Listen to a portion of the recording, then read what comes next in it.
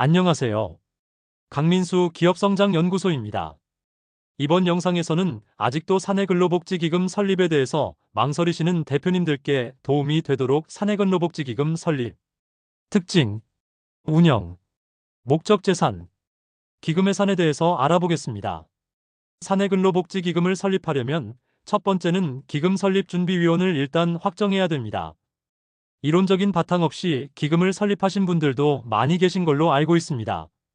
그래서 기금은 저희가 최근까지 설립할 때도 가장 많이 설립했던 게 노측, 사측, 이사각 1명씩 그리고 감사 1명씩 해서 4명으로 가장 많이 설립했습니다.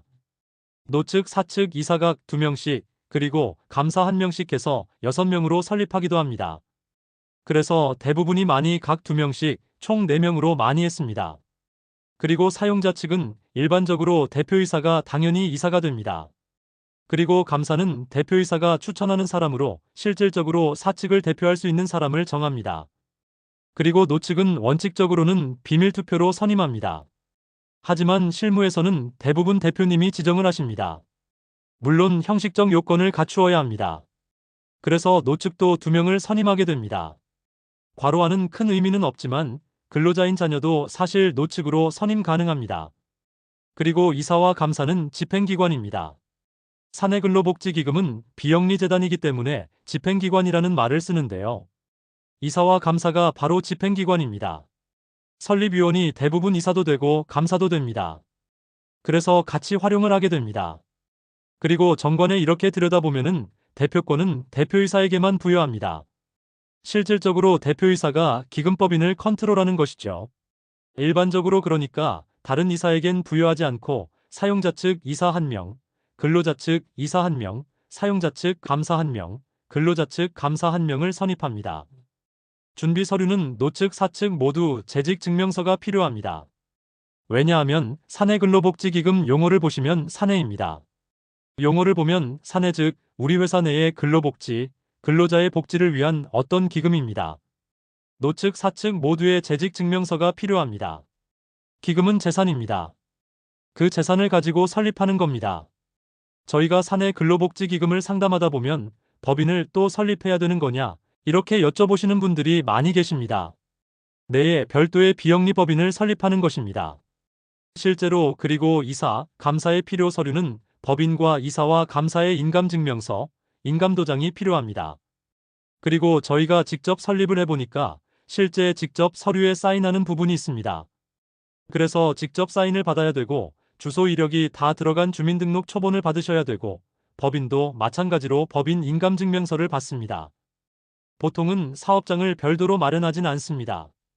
그냥 우리 법인 안에서 합니다. 그러려면 필요한 게 무상사용승낙서라는 거를 씁니다. 임대료 안 내거든요. 그래서 무상사용승낙서 가지고 기금 법인을 설립합니다. 그러면 준비 서류는 대략 이 정도면 끝나고요.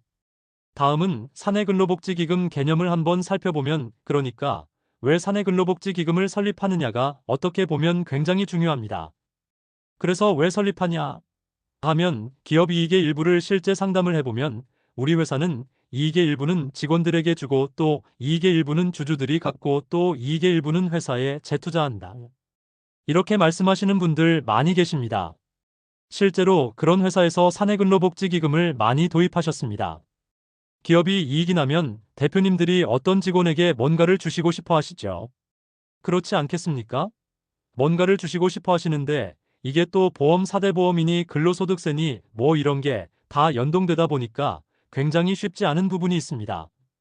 그래서 그걸 항상 고민하신다는 겁니다. 그래서 사내근로복지기금이라는 걸 도입해서 잘 활용을 하고 계신 겁니다. 그래서 사업주가 기업의 이익 일부를 출연해서 물론 법인도 출연 가능합니다. 출연해서 회사와는 별개로 기금을 만드는 것입니다. 법인을 실제로 만들어서 그 기금을 관리 운영한다는 것은 보통의 비영리재단은 출연된 기본 재산의 수익을 발생시켜서 그걸로 씁니다. 그런데 사내근로복지기금은 출연한 돈을 쓸 수가 있는 것입니다. 그래서 그걸 관리하고 운영해서 근로자의 생활안정자금, 몇 년 전 코로나19 때 근로자 생활안정자금 지원을 위해서 사내근로복지기금을 많이 만드셨습니다. 그래서 근로자의 생활안정과 복지 증진을 위해서 복지사업을 시행하는 제도입니다. 저희가 주의해야 될 게 사내근로복지기금을 만들므로 인해서 기존에 했던 복지를 줄이면 안 됩니다. 그건 노동고용부에서도 이렇게 나온 거예요. 줄이면 안 되고 추가적인 걸 더하는 거죠. 어떻게 보면 그리고 법적 의무가 아니고요. 여건을 고려해서 임의적으로 하는 것입니다. 그래서 선택적 복지라는 말 많이 들어보셨잖아요. 그래서 선택적으로 복지하는 것입니다. 그리고 사내 근로복지기금 도입 취지는 이 부분이 어떻게 보면은 굉장히 중요한 어떤 의미가 있는데요. 근로자의 실질소득 증대가 굉장히 중요합니다. 우리 회사는 급여를 많이 주지만 실질적으로 4대 보험 다 떼고 나면 남는 게 없어요. 그래서 실질소득 증대 그리고 근로의욕 고취, 어떤 대표님이 그 말씀을 하시더라고요. 우리는 기술 가진 사람들이 너무 많아서 이직률도 높고 엔지니어들이 많아서 그래서 기금을 통해 가지고 좀 장기 간속을 유도하고 싶다. 이런 말씀도 많이 하셨어요. 그래서 예를 하나 들면 보통 근로자가 급여를 받아서 돈을 쓰잖아요. 어디다 쓰죠? 대부분이 자녀 교육비에 많이 쓰죠. 교육비도 쓰고 또 생활비도 쓰고 그 다음에 또 어떻게 해요? 주택 자금 마련을 위해서 또 저축도 해야 되죠. 그리고 또 기타 여러 가지로 활용을 합니다. 이러다 보니까 이거 실제 사례예요. 우리가 이제 조사를 한 거죠. 회사에서 그분은 실질적으로 도입을 하시고 싶어 하셔가지고 근데 여기서 문제는 뭐냐 하면 그래서 저희가 급여 테이블 시뮬레이션을 돌립니다. 급여 중에서 일단 생활비 쓰는 거하고 다른 건 다 뺍니다. 그냥 교육비를 따로 뺍니다. 그냥 일례로 말씀드리는 거예요. 교육비를 따로 빼고 나머지를 급여로 책정해가지고 넘겨요. 이랬을 때 문제점이 뭐냐 하면 근로자 입장을 생각해보면 이게 다 들어왔다고 할 때 만약에 100이었다. 뒤에 예시를 넣어놓긴 했지만 여기서 이게 80이 되고 이게 20으로 이렇게 나눠지면 근로자 입장에서는 퇴직소득세를 받을 때 내 급여가 100에서 책정되는 거하고 80에서 책정되는 거하고 차이가 있죠. 그래서 그분은 어떻게 했냐면 급여 테이블을 다 만들었습니다. 실제 사례예요. 만들어서 저희하고 논의를 했지만은 내가 100만 원의 급여를 갖고 쭉 가다가 퇴직금까지 받았을 때에 합계하고 내가 이렇게 기금과 나눠서 쭉 가다가 퇴직금을 받았을 때에 합계하고 어떤 게 더 컸을까요? 비교했을 때 기금으로 받았을 때가 더 컸습니다. 그래서 근로자들이 모두 동의를 했습니다. 그러니까 사내근로복지기금을 도입하실 때는 반드시 이런 과정이 필요합니다. 그래서 직원들한테 이런 얘기를 하고 그리고 이것만 하느냐? 요즘은 주택자금 대출이 잘 안 나옵니다. DSR이다 뭐다 주택을 사고 싶어도 집값도 높고 또 근로자가 과연 돈 벌어서 집을 사기가 굉장히 어렵고 그래서 사내근로복지기금은 전세자금 혹은 주택자금을 저리로 빌려줄 수가 있습니다. 저희가 상담했던 기업은 이미 전세자금 같은 것들을 전도금이나 아니면은 주임종 단기 채권 이런 걸로 해가지고 빌려주고 있었습니다. 그러다 보니까 그런 것들이 전부 업무무관 자산입니다. 그런 게 쌓이고 또 인정이자 계산해야 되고 직원도 마찬가지예요. 똑같아요. 그래서 이런 것들 때문에 기금을 도입하고 싶어 하셨습니다. 그래서 실제로 이런 과정을 반드시 거쳐야 무리가 없이 도입이 됩니다. 그래서 이렇게 해서 실제 도입을 했습니다.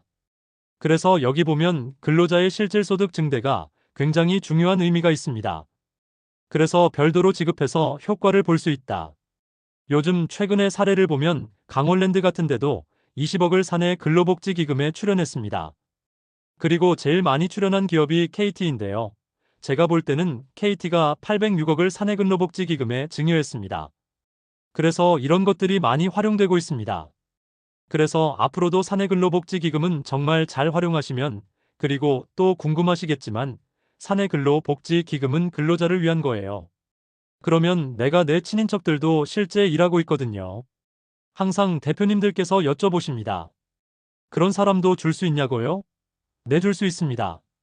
실제로 근로자 성격을 가진 사람이면 다 줄 수 있습니다. 그래서 기금을 설립해서 운영이 가장 중요합니다.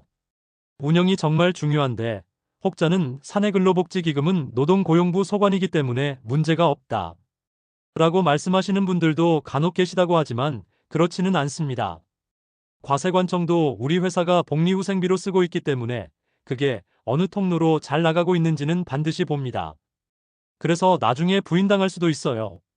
그러니까 항상 주의를 하셔야 됩니다. 만능은 없습니다. 세법을 벗어나서 할 수 있는 것들은 제가 볼 때는 기업이 이제 생존하는 한 없다고 봅니다. 사내근로복지기금은 회사와 별개로 독립된 비영리법인입니다. 그리고 비영리법인에는 일반 비영리법인과 공익법인이란 게 있습니다. 공익법인은 우리가 흔히 알고 있듯이 장학재단을 예로 들 수가 있습니다. 공익법인 같은 경우는 많은 제한이 있습니다. 보통 우리가 기금에다가 주식을 출연하거나 이런 걸 많이 합니다. 실제 저도 창업주의 주식을 출연한 적이 있는데 그것도 다 대표님의 의지가 있어야 출연합니다. 의지가 있어야 출연하게 되고 공익법인은 주식을 받을 수 있는데 한계가 있습니다. 우리가 공익법인을 다시 세밀하게 나누면 일반 공익법인이 있고 성실공익법인이란 게 있거든요. 주식을 출연받을 수가 있는데 의결권이 있는 주식을 일반 공익법인은 5%까지만 출연을 받을 수 있습니다. 그런데 성실공익법인 같은 경우는 최대 30%까지 해달라 이렇게 했었는데 아마 20%까지 받을 수가 있습니다. 반면에 유일하게 사내근로복지기금은 비영리법인이지만 주식을 받고 이런데 제한이 없습니다. 어떻게 보면 굉장히 좋은 의미가 있을 수도 있습니다. 그 취지가 뭐냐 하면 주식도 어떻게 보면 회사의 자산이잖아요. 이거를 기금에 출연해서 그 주식을 통한 이익을 직원들한테 나눠주는 거를 허용하는 거죠.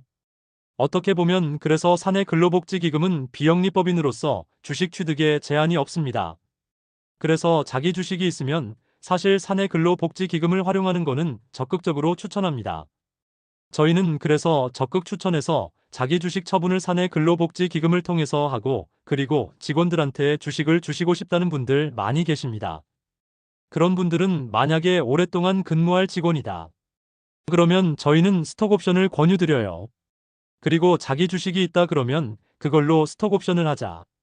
이렇게 하기도 하고 혹은 개인한테 주는 게 조금 부담이 될 수도 있잖아요. 그러면 저희가 차선책으로 기금을 만들어서 자기 주식을 넣고 그 주식을 통해서 기금에서 활용해서 복지를 주자.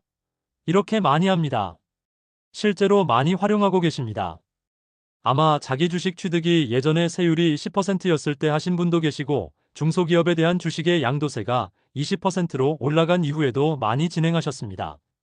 그래서 자기 주식 취득을 해서 처분을 해야 되는 단계에 있는 분들은 스톡옵션을 활용하거나 아니면 사내근로복지기금을 활용하든 해서 처분을 할 필요는 있어 보입니다. 다음은 사내근로복지기금의 장점에 대해 알아보겠습니다. 한마디로 표현하면 뭐죠? 절세입니다. 절세. 우리 회사가 복지를 하고 싶은데 세금 다 내고 하는 것보다는 절세를 하면서 복지를 하는 게 좋다라는 거죠.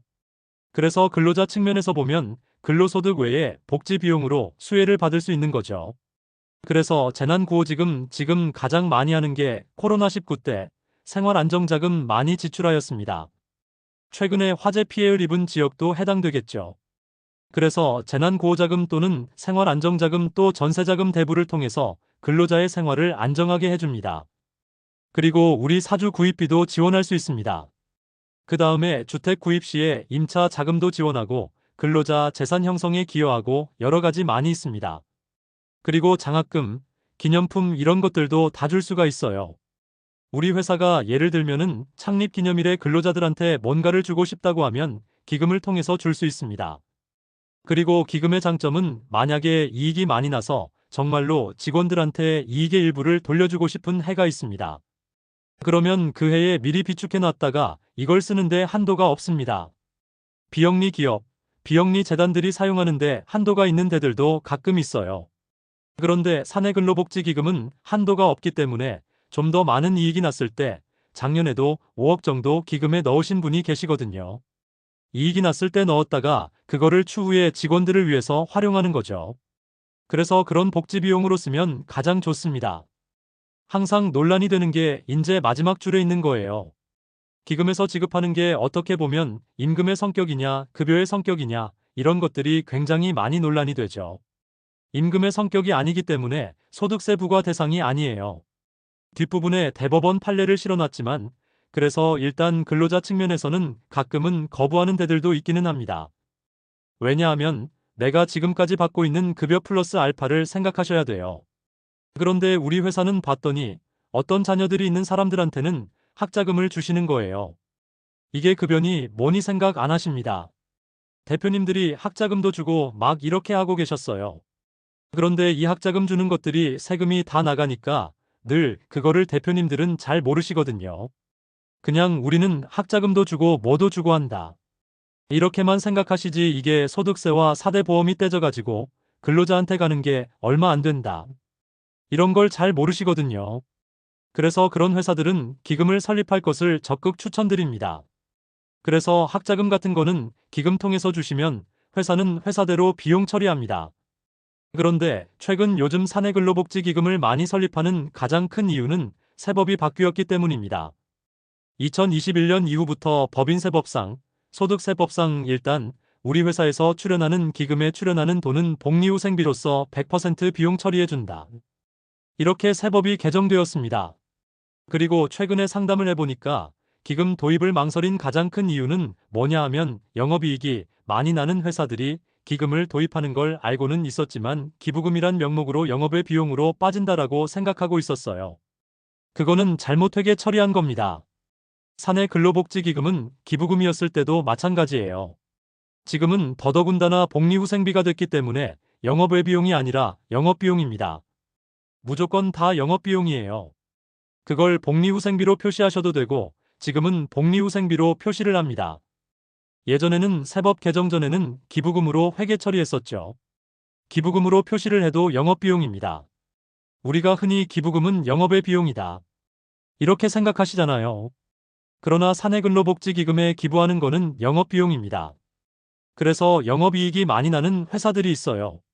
실제로 벤더 업체들 이런 데들은 항상 영업이익을 또 체크받습니다. 영업이익이 왜 이렇게 많이 나? 이러면은 원가를 깎습니다. 또 그래서 복지로 돌려주는 게 훨씬 좋아요. 대표님들도 충분히 그거는 인지를 하고 계십니다. 그래서 복지로 돌려주시면 좋을 것 같아요. 그래서 사용자 측면에서도 실질적인 임금 인상 없이 복지 혜택을 제공한다. 우리 회사에 이런 복지 제도가 있으면 사용자의 기금 출연액은 전액 비용으로 되기 때문에 법인세 절세 효과가 있습니다. 개인도 마찬가지예요. 그리고 또 하나는 아까 말씀드린 대로 조정할 수가 있는 거예요. 항상 정해져 있는 게 아니기 때문에 우리가 경영 여건이 안 좋으면 출연 안 하고 과거에 쌓여있던 걸 쓰는 거죠. 그렇죠. 그리고 좋지 않으면 출연 안 하고 좋으면 또 많이 출연하는 거죠. 예전처럼 비용 공제가 제한이 없기 때문에 그래서 사실 사내근로복지기금이 좀 이슈가 된 게 사실은 법이 딱 바뀌면서 2021년부터 많이 이슈가 된 것입니다. 그래서 기금을 통해서 진짜 복지를 할 수 있겠다. 이렇게 생각합니다. 그리고 기금에서 지급하는 금품은 임금이 아니기 때문에 복지 혜택 제공이 가능하다. 이게 굉장히 논란이 많이 되는 것 중에 하나입니다. 과연 내가 어떤 직원에게 특별한 어떤 걸 더 주고 싶은데 이거를 급여로 볼 것이냐 말 것이냐 우리가 여기에서는 통상 임금이라는 얘기 아시잖아요. 그 통상 임금에 포함되지 않으면 가능하다는 대법원 판례가 있습니다. 다음은 사내근로복지기금 설립에 대해서 전체적으로 살펴보겠습니다. 설립은 어디든 가능합니다. 기금은 모든 사업자가 가능합니다. 병원들도 많이 만듭니다. 실제로 최근에는 병원 원장님들이 기금 설립 문의가 많이 와서 상담을 진행하고 있습니다. 실제로 운영도 하고 있습니다. 그래서 모든 사업장 다 가능합니다. 개인도 가능하고 법인도 가능하고 둘 이상이면 다 가능합니다. 그래서 비영리법인도 가능하고 의료법인도 많이 합니다. 의료법인도 많이 설립합니다. 그 다음에 개인 사업자 당연히 가능합니다. 어디든 할 수 있어요. 사내근로복지기금 설립은 가능하다. 신설회사도 할 수 있습니다. 아무것도 없어도 당연히 가능합니다. 그리고 사업장이 다수인 경우도 할 수 있죠. 주사무소와 분사무소를 두고 특수관계가 없는 사람끼리 공동사내 근로복지기금을 설립하면 지원이 많이 있습니다. 그 지원은 또 다른 시간에 제가 설명드리겠지만 지원이 많이 있습니다. 그래서 실질적으로 이직이 많은 업종에서는 사내근로복지기금을 적극적으로 활용해서 직원들에게 복지를 주는 그런 것들을 하면 좋을 것 같습니다. 그리고 여기 나온 대로 여러 개가 있으면 주사무소를 두고 나머지는 분사무소로 설치합니다. 다음은 사내근로복지기금 이제 설립 과정인데요. 먼저 기금법인 설립을 합의해야 됩니다. 이 합의는 노사가 합의해야 됩니다. 왜냐하면 충분한 설명 없이 했다가 나중에 문제가 될 수도 있습니다. 두 번째는 설립준비위원회를 구성합니다. 그 준비위원회가 곧 이사회 감사입니다. 그래서 준비위원회 개최하고 임원을 선임합니다. 이 임원이 준비위원이 그대로 임원이 될 수 있습니다. 대표이사 포함 사측 2명, 노측 2명 이사 감사예요. 또는 사측 3명, 노측 3명 이사 2, 감사 하나, 감사가 반드시 있어야 돼요. 이렇게 여기는 뭐 예를 들면 특수관계자는 안 된다는 그런 규정은 딱히 없습니다. 그런데 대부분 노측 근로자여야 됩니다. 반드시 근로자여야 됩니다. 영상에서 말하긴 곤란하지만 내 자녀가 학비 혜택을 받아야 되는데 예를 들자면 그렇다는 겁니다. 법인별로 가기 때문에 항상 그런 부분은 좀 염두를 해두고 하셔야 됩니다. 그래서 그런 것도 가능하다 실질적으로 어떤 의미인지 아마 다 아실 거예요. 내 억지로 막 하시면 안 돼요. 우리 회사에서 막 아시죠? 제가 말씀을 안 드리겠지만 그런 방법들을 활용하면 됩니다. 물론 근로자 복지가 최우선이에요. 그건 반드시 생각하셔야 되고. 그런데 근로자예요. 내 자녀도. 예를 들자면 그래서 일단 이렇게 하면은 임원 선임하고 설립인가 신청해서 요즘은 연말에 영업이익이 너무 높아가지고 이분은 실제로 복지를 많이 하시는 대표님이신데요. 그런데 기부금 때문에 망설였고 영업의 비용으로 잘못 알고 계시면서 망설이다가 제대로 설명해 드리니까 실제로 설립하신 대표님이 계십니다. 그래서 12월에 설립하자 그러셔서 설립을 했는데 12월 말까지 설립을 해야 되는데 일정이 굉장히 촉박했는데 결국은 연말 전에 설립을 하였습니다. 언제가 기준일이냐 하면 인가받은 날입니다. 그래서 인가받아서 그날을 기준으로 회계 처리하시면 되시는 겁니다. 이번에 진행할 때 굉장히 좋은 경험이 됐습니다. 그래서 그분들도 문제없이 이익을 기금에 출연하셨습니다. 다음은 설립 등기하고 나면 고유번호증을 받습니다. 고유번호증은 실제 비영리법인인 경우 나오는 것입니다. 고유면허증 받고 대부 사업을 할 경우에는 사업자 등록증을 교부받습니다. 그리고 나서 은행 가서 기금 법인 명의의 예금을 계좌를 만들면 됩니다. 이렇게 보면은 재산을 먼저 출연해서 하는 게 아니고 보통은 재산을 출연하고 뭐 이렇게 해갖고 하잖아요. 거꾸로 합니다. 설립 다 해놓고 통장 만들어 놓고 출연합니다.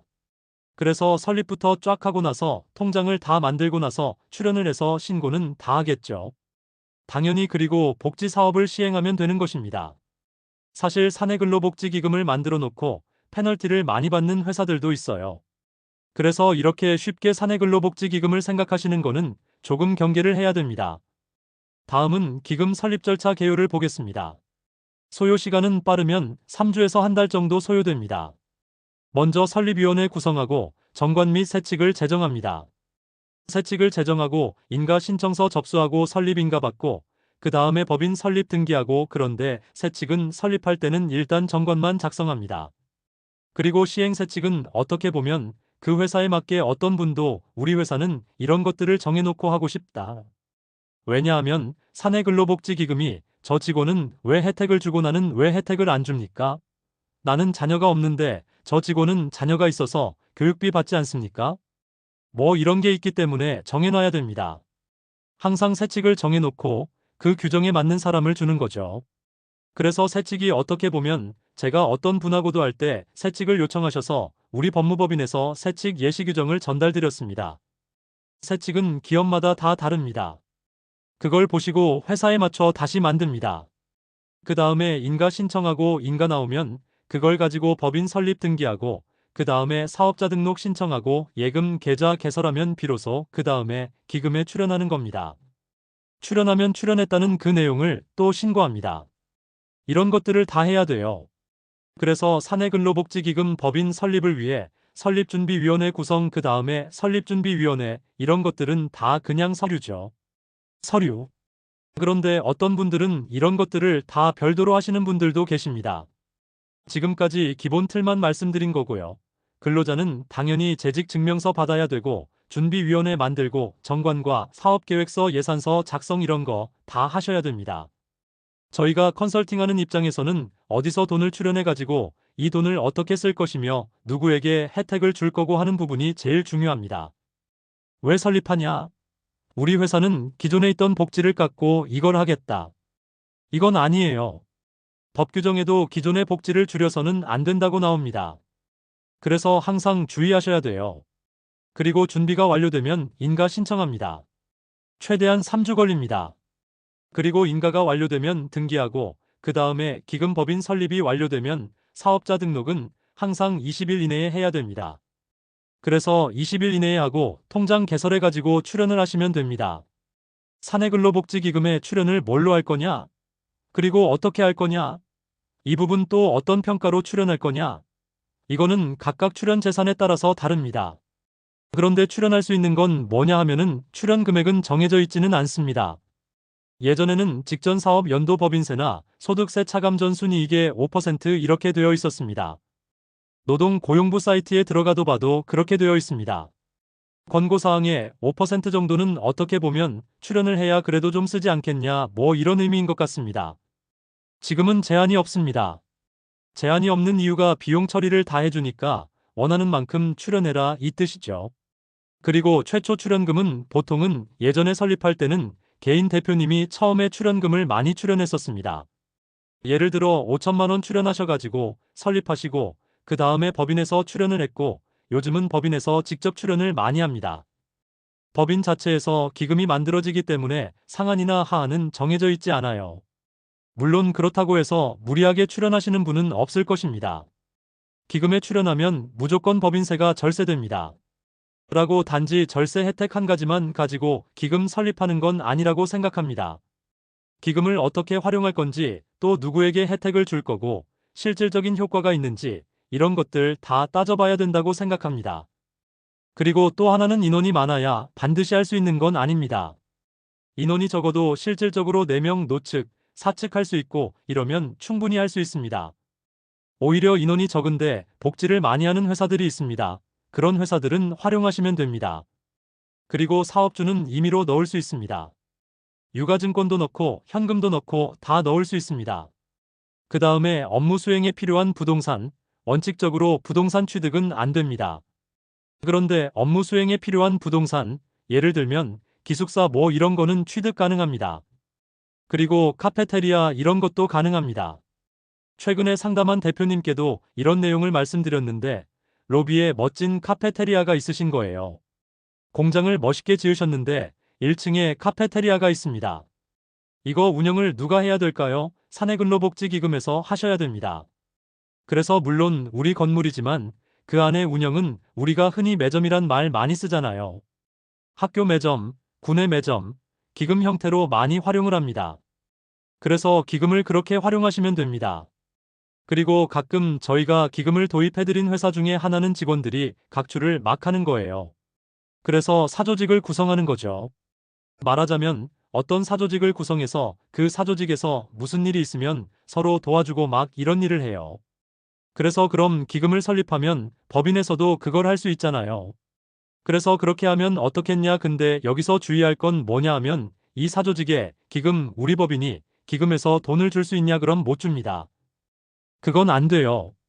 사조직을 구성해서 여기가 그러면 여기 근로자들 모여 있으니까 기금에서 복지 혜택을 줄 수 있지 않을까? 이렇게 생각할 수 있거든요. 그건 안 돼요. 안 되고 사조직은 와해하고 각자에게 주는 거죠. 거기서 하는 일이 대부분이 경조사 챙기고 뭐 이런 거예요. 그래서 그걸 사내근로복지기금 안에서 회사에서 해주는 거죠. 별도로 해야 됩니다. 그래서 사조직에 주는 건 안 돼요. 그래서 설립위원회가 이렇게 유가증권 현금 줄 수 있습니다. 그래서 어떤 분은 결혼 안 하셨어요. 자녀도 없고 아무도 없어요. 근데 회사가 정말 잘 굴러가길 바라십니다. 그리고 내가 유고돼도 이분은 100년 기업, 1000년 기업이 되어 오래 갔으면 좋겠다는 포부가 있으십니다. 회사가 그만큼 좋아요. 근데 같이 하시는 동업자분들도 계시고 그런데 이분이 하실 수 있는 일이 뭐가 있을까? 근데 이분은 또 내가 만약에 죽으면 상속 순서라는 게 있잖아요. 직계 비속 없고 배우자 없어요. 직계 존속도 안 계셔요. 그러면 형제자매 막 이렇게 가요. 그런 게 싫다. 내가 만약에 죽으면 내가 죽을 때쯤 되면 내 부모님 안 계실 거고 나는 결혼을 안 했으니 상속인이 없고 그러면 형제자매들한테 갈 거잖아요. 그럼 형제자매들이 들어와서 아이 그건 아닌 것 같다 항상 고민이 그것이었대요. 그리고 건강이 요즘 좀 안 좋으셔가지고 내가 어떻게 하면 이 주식을 직원들한테 나눠주자니 세금도 어마어마한 거예요. 또 그래서 굉장히 고민을 많이 하셨어요. 그래서 저희가 제안을 드렸습니다. 당장 출연하실 필요는 없고 나중에 만약에 대표님이 유고하시면 이 주식은 기금으로 가도록 장치를 해놓겠다. 그게 바로 신탁입니다. 잘 아시겠죠?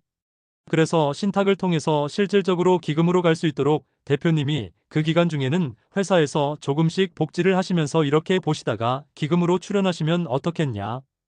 그리고 또 하나는 중간에 뭔가 그래도 그동안의 잉여금은 누구 거예요? 주주 겁니다.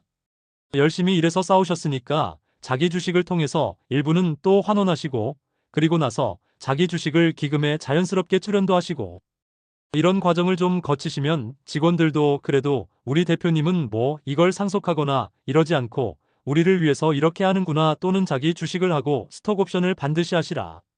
왜냐하면 우리 회사는 가족 기업이 아니잖아요. 어떻게 보면 누가 들어와서 막 하고 이럴 회사가 아니기 때문에 그럼에도 불구하고 100년 기업, 1000년 기업 가시려면 핵심 인재들이 있어야 되잖아요. 그 핵심 인재들을 위한 어떤 제도들을 만들자. 그래서 스톡옵션도 만들었고요. 그래서 그런 거에서 사내근로복지기금이 굉장히 중요한 역할을 합니다. 실제로 그래서 기금을 만들어서 신탁을 했고 지금 공증받고 이렇게 해가지고 갖고 계십니다. 물론 법무법인 통해서 진행을 다 했습니다. 기금에 자사주식을 다 넣을 수 있습니다. 그리고 타사 상장 주식, 기존 직원들에 대한 주택자금, 대출금 채권, 주택자금 대출 받았는데 채권도 넣을 수 있습니다. 여러 가지 다 넣을 수 있습니다. 그리고 출연금으로 협의 결정 금액을 출연할지 여부는 사업주의 의사결정 사항입니다. 그래서 대표권을 대표님한테 주는 겁니다. 그래서 의사결정권을 대표님께 정관으로 정해서 넣습니다. 그리고 제3자도 출연할 수 있습니다. 그런데 지금은 사내근로복지기금이 지정기부금 단체는 아닙니다. 아니기 때문에 제3자가 출연하면 어떻게 될까요? 공제받고 이런 게 없습니다. 작년 9월인가요? 기획재정부가 해석을 좀 바꿨습니다. 개인 사업자 및 법인 사업자가 아닌 순수 개인이 기금에 출연을 하면 그거는 지정기부금으로 세액공제가 됩니다. 그래서 순수 개인이 출연할 수도 있습니다. 나누어서 할 수 있고 여러 가지가 있습니다. 또 다른 컨설팅 사례는 업체 대표님이 건강이 좀 안 좋으신데 이번에 기금 설립을 했는데 이 회사에는 차명주식이 있어서 지금 차명주식 회수를 하고 있습니다. 지금 차명주식 회수 관련해서 소송을 진행 중에 있으십니다. 그런데 이 대표님은 내가 만약에 무슨 일이 생기면 이 주식을 다 회수해서 기금에 넣어라. 이렇게 말씀하고 계십니다. 영상을 통해서 공개적으로 얘기하기는 좀 곤란한 부분이 있습니다. 기금 설립은 무엇을 어떻게 하느냐도 중요하지만 왜 하느냐가 가장 중요합니다. 그래서 그런 부분을 항상 고민하면서 컨설팅을 진행하고 있습니다. 굉장히 좋은 제도고 무엇이든 활용할 수 있지만 그 내면에 깔려있는 것들을 항상 주의하셔야 됩니다. 그래서 그런 부분도 좀 더 우회적으로 할 수 있는 방법을 찾는 게 맞지 않나라고 생각됩니다. 그래서 이 회사 차명 주식은 정상적인 방법으로 일단 찾아와서 기금에 넣는 방법으로 일단 정리를 했습니다. 그래서 어떻게 보면 기금을 만드는 목적이 복지도 있지만 다양한 솔루션에 활용될 수 있습니다. 다음은 사내근로복지기금 운영기관에 대해서 살펴보겠습니다. 기금협의회가 있고 이사회가 있습니다. 일반적으로 협의회 위원이 이사회 이사가 됩니다. 그래도 구분은 되어 있습니다. 그래서 아주 잘 운영하시는 회사는 협의회 회의록도 있고 이사회 회의록도 있습니다. 그래서 협의회 위원은 이사나 이사 겸임이 가능합니다. 그런데 주의하셔야 될 부분은 감사는 불가합니다. 감사는 항상 독립적인 지위에 있어야 되기 때문에 주의하셔야 됩니다. 그래서 임기는 자유롭게 정합니다.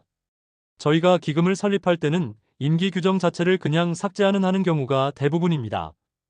보통 법인은 임기가 3년이잖아요. 기금에서는 일반적으로 임기는 삭제를 많이 합니다. 임기는 그냥 규정을 안 합니다. 그리고 감사도 연임이 가능합니다. 그래서 각각 한 명씩 그리고 역할은 의사결정기관은 어디냐 하면은 협의회입니다. 의사결정기관은 협의회에서 의사결정을 하고 그 다음에 이사회에서 집행을 하는 겁니다. 그러니까 협의회에서 이렇게 해가지고 하자 라고 결정하는 거죠. 누군가가 만약에 내가 주식을 여기에 출연하고 싶습니다 라고 하면 협의를 하는 거죠. 협의회 여러 가지고 그래, 그럼 우리 받아들이자. 그러면 이사 감사가 집행을 하는 겁니다. 그리고 의결상 여기 써 있는 대로 출연 금액을 결정합니다. 우리 회사의 출연 금액을 결정하는 거죠. 혹은 이사 감사 선임과 해임도 합니다. 그리고 정관을 변경할 수도 있는데 정관을 변경하면 항상 노동부에 신고해야 됩니다. 그냥 변경하면 안 됩니다. 그리고 회사 내에 다른 복지 제도가 있는 경우에 통합 운영할지 결정합니다. 그리고 또 하나는 기금 법인은 없앨 수가 없습니다. 회사가 존속하는 한은 그냥 갑니다. 그래서 분할하거나 합병하거나 분할 합병할 경우 기금 법인이 나눠져 가지고 각자 간다든지 공동근로복지기금으로 하다가 나눠질 수도 있잖아요. 그러면 이사회는 이런 의결 사항을 가지고 관리 운영에 관한 사항을 정하고 예산을 편성하고 그 다음에 결산에 관한 사항을 정하고 보고서 작성을 합니다. 사업보고서 작성하고 정관으로 정하는 사항 그래서 시행세칙 안에 항상 잘 정해야 됩니다. 그 회사에 맞게 그래야 다툼이 없습니다. 그 밖에 기금협의회가 협의하는 결정을 다 집행합니다. 그리고 협의회 회의 정족수는 과반수입니다. 그리고 의결은 출석위원 3분의 2로 찬성합니다. 그리고 회의록을 10년간 보관해야 됩니다. 그리고 이사회 의사결정은 이사의 과반수로 결정합니다. 기금에 출연 가능한 재산은 뭐든지 다 된다고 앞에서 말씀드렸습니다. 그래서 요즘 많이 출연하는 게 뭐냐 하면 직원들 복지를 위한 콘도 회원권 같은 거 우리 회사가 콘도를 갖고 있어요. 그러면 한 번 더 생각을 해봐야 돼요. 보통 업무무관 자산을 따질 때가 있는데요. 특히 가업상속공제나 가업주식증 여특례 적용 시 업무무관 자산을 많이 따지는데요. 업무와 관련 없는 자산, 콘도 회원권 같은 거예요. 이 콘도 회원권을 진짜 직원이 사용합니다. 복지를 위한 자산이에요. 이걸 입증하면 사실은 업무무관 자산이 아닌 게 맞아요. 하지만 입증하기가 사실 쉽진 않습니다. 그래서 콘도 같은 자산을 기금에 출연하기도 합니다. 이거는 직원 복지를 위해 쓰니까요. 그 다음에 자기 주식은 당연히 출연 가능합니다. 그러면 결국은 여기 위에도 나오죠. 정관에 정한 재산 이 뒤에 보면은 수혜자도 정관에 정하면 유족도 수혜자가 될 수 있고 여러 가지 쓸 수 있습니다. 그래서 전액 손비 처리가 가능합니다. 법인세법이 개정되어서 2021년 이후 출연하는 거는 손비 처리 100% 됩니다.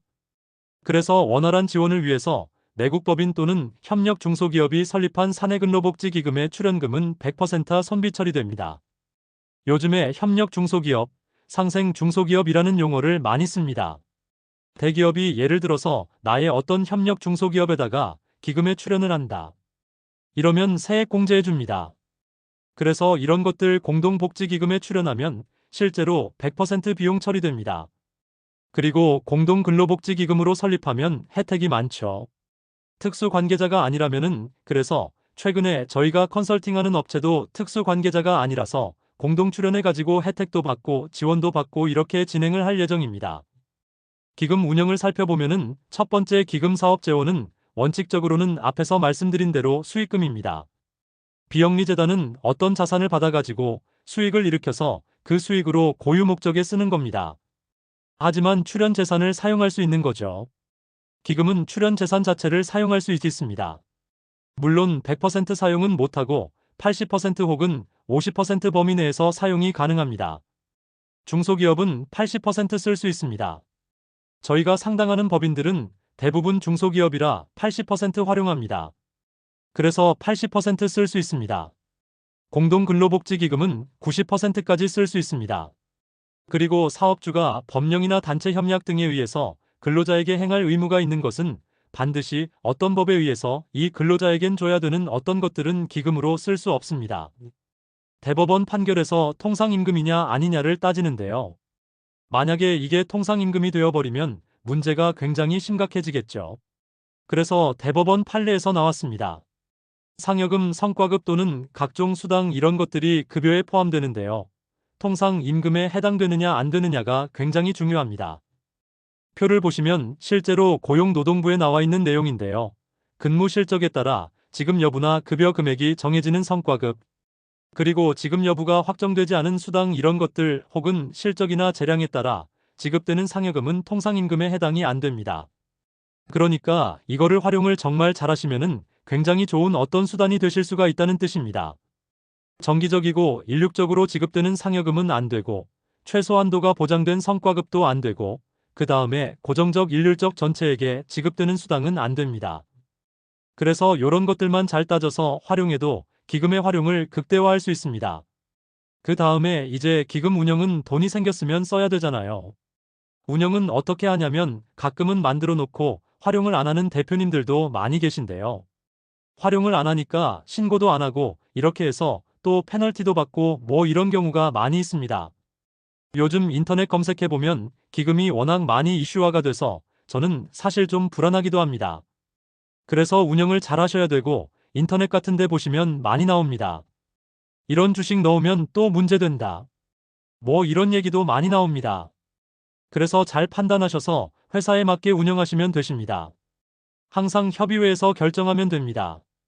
주택을 신축하거나 구입하거나 임차하는 경우 또는 우리 사주 구입비 그리고 생활안정자금으로 많이 씁니다.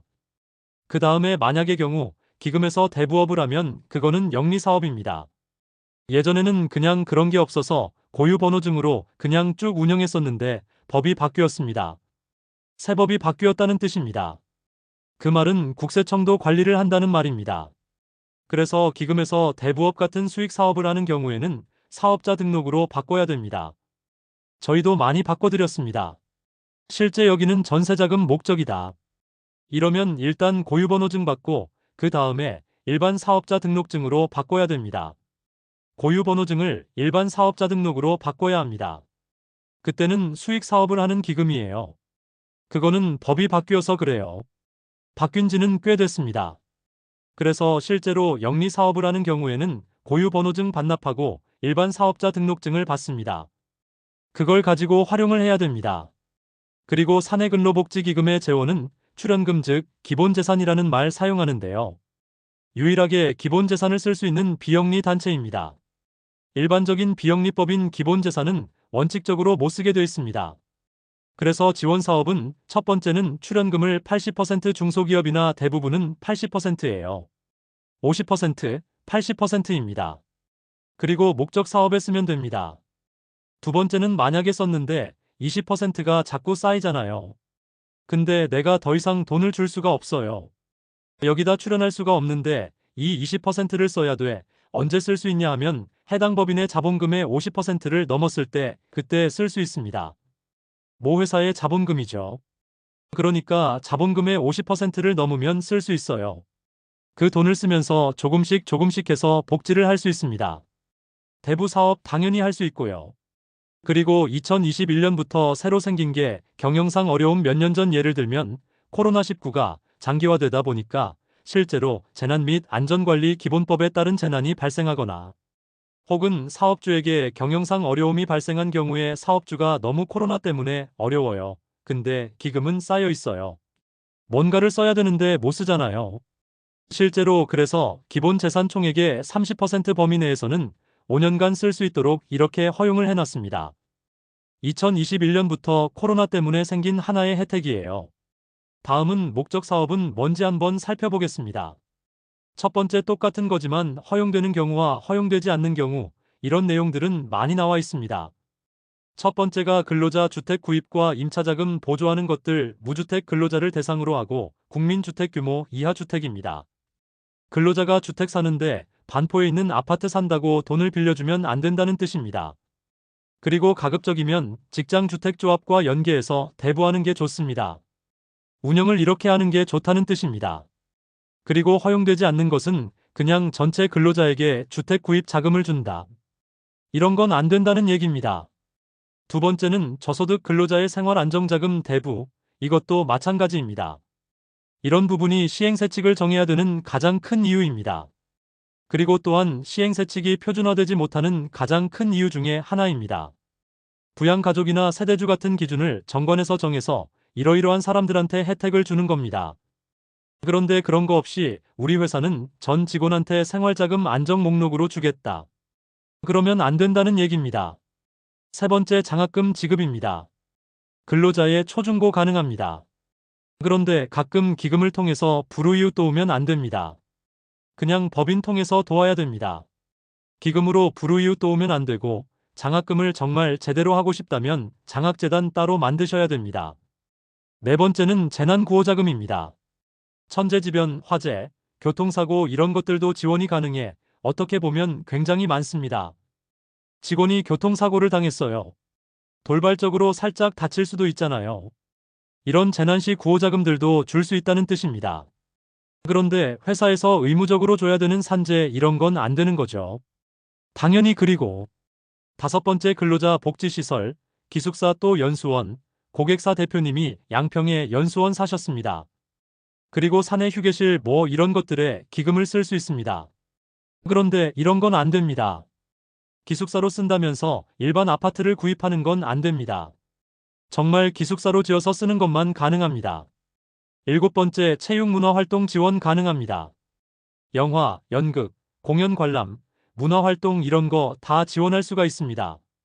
그리고 해외여행비 지원 이런 것들도 다 됩니다. 문화상품권, 스포츠 장비 구입비도 지원 가능합니다. 헬스클럽 이용권, 수영장 이용권, 테니스장 이용에도 지원 가능합니다. 사내동호회 운영비도 지원 가능합니다. 그리고 자녀 학원비도 기금에서 줄 수 있습니다. 직장 단체 보험료, 저축성 보험도 지원 가능합니다. 근로자 자신의 학원 수강료도 지원 가능합니다. 의료비, 가족의 의료비, 건강진단비 다 줄 수 있어요. 그래서 사용할 수 있는 거 정말 많습니다. 그리고 허용되지 않는 경우는 표에서 오른쪽에 참고하시면 되시겠습니다. 마지막으로 기금을 해산하려면 회사가 사업을 아예 폐업하거나 혹은 기금을 합병분할하는 경우에 가능해요. 근데 기금은 이제 합병분할하면 청산을 할 필요는 없겠죠. 다음은 기금의 해산에 대해서 알아보겠습니다. 사업 폐지로 회사는 해산 절차를 밟게 됩니다. 표에서 해산 절차를 보시면 아시겠지만 생각보다 해산하기가 쉽진 않습니다. 자유롭게 해산 못합니다. 그래서 설립하실 때는 항상 주의를 하셔야 됩니다. 기금협의회 소집해가지고 해산 결의하고 청산인 선임 결의하고 자녀재산 처리 계획 수립하고 해산 등기하고 신고하고 고용노동부에 해산 신고합니다. 회사가 없어지면 급여도 못 줄 경우 많아요. 회사가 호황일 때 넣어놨던 기금 출연금이 있는데 그걸 활용할 수 있다는 뜻입니다. 그래서 다른 사유로 회사는 위 절차의 기본으로 하되 개별 절차 특성에 따라서 다릅니다. 기금 법인이 합병하면 당연히 해산만 하고 청산할 필요는 없습니다. 그건 일반 법인 합병하고 똑같습니다. 그리고 분할 합병하고 해산하면 됩니다. 사업 폐지로 인한 해산 시 재산 처리 순서입니다. 예를 들어 자녀 재산이 5억 있습니다.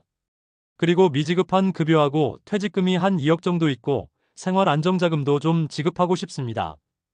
그러면 근로자에게 미지급된 임금이 첫 번째로 지급돼야 되는 돈입니다. 그래서 2억이라고 그래서 2억을 지급합니다. 그럼 5억에서 2억 빼면 3억이 남게 됩니다. 그러면 그 3억은 어떻게 쓸 거냐? 근로자의 생활안정자금으로 쓸 수 있는데 50%까지 쓸 수 있습니다. 그래서 50%가 초과하지 않는 범위 내에서 정관에 따라서 정관이 굉장히 중요합니다. 법인의 정관은 무조건 중요합니다. 어디든 생활안정자금으로 줄 수 있습니다. 그래서 3억의 50%면 1억 5천이죠. 그래서 이 회사는 1억 3천을 생활안정자금을 줬습니다. 그리고 나서 정관으로 지정한 자에게 귀속합니다. 이건 뭐냐 하면 우리 회사가 없어지거나 하면 기금은 어디 단체에다가 뭐 주겠다라든지 이렇게 해서 지정하거나 지정이 안 돼 있는 경우가 대부분이거든요. 그러면 지정이 안 돼 있으면 어떻게 되냐? 근로복지진흥기금으로 귀속됩니다. 그래서 마지막 1억 7천은 지정한 자 또는 근로복지진흥기금 둘 중에 하나로 귀속되고 끝나게 됩니다. 가업승계 차원에서 실무에서는 자녀법인의 사내근로복지기금을 만들어서 자녀재산을 증여할 수 있습니다. 오늘 강의가 도움되셨다면 구독, 좋아요, 알림 설정 부탁드립니다. 감사합니다.